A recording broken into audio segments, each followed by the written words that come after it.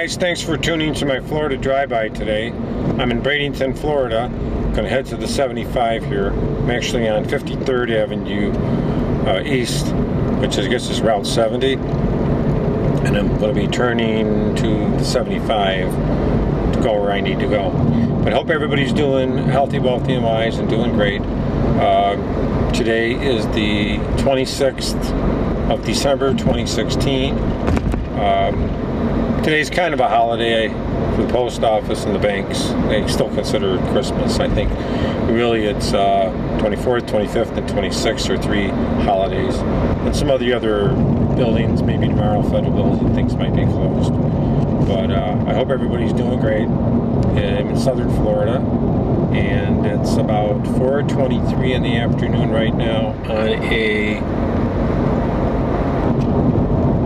Monday. So I hope everybody's doing great.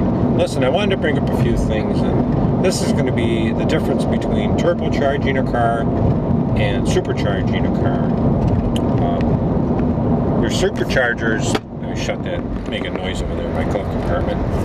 Superchargers mainly, and turbos, work basically similar. They push more dense air into your motor, and then your motor will actually produce more horsepower.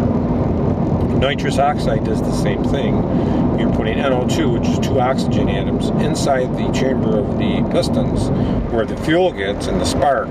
Now you'll have to add a little bit more fuel to mix with that compressed air, but will produce more energy.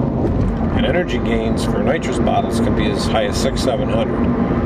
And for superchargers and turbochargers can be, depending on what size you put on there and how you set it up to 1,000-1,500 horsepower or more.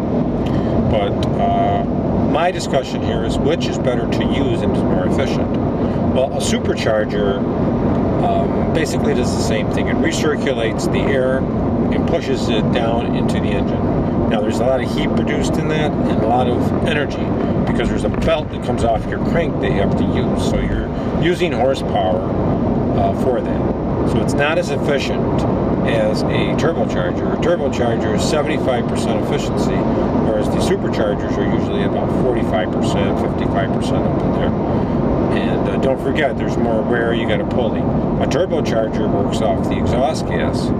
So basically, it's a dual rotor. One rotor, there's a shaft with a rotor on one end and a rotor on another end. And what happens is, there's an in and out on each end. Through the end where the exhaust gases go, basically it goes into the turbocharger, spins the blades, and then the exhaust gas comes out. But it has a counter effect by producing the other blades on the other end to suck in air, which is force fed into the engine through the carburetor or fuel injection or whatever you have. Which is kind of nice. It's more of a sealed unit. So you get more horsepower with a turbocharger. People put 2 turbochargers on it, and there's a lot of kits.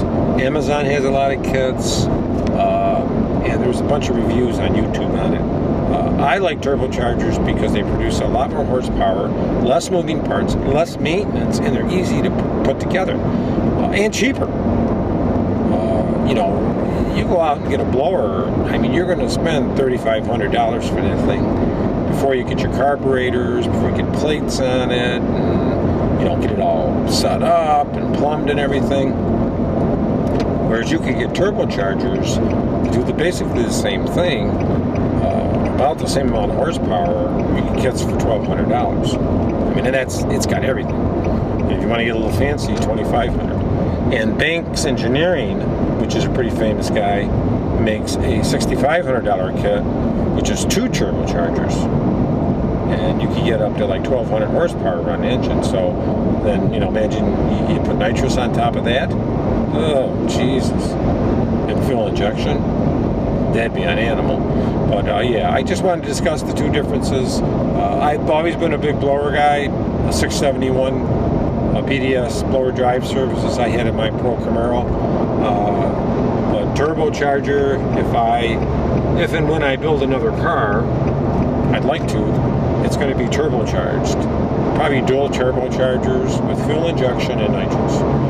It doesn't look as mean as a big 671 sticking out of your hood, but it's still pretty cool. Now you could do dual turbochargers in a supercharger, and you'd still be forcing that air down into the supercharger. That'd even be more awesome.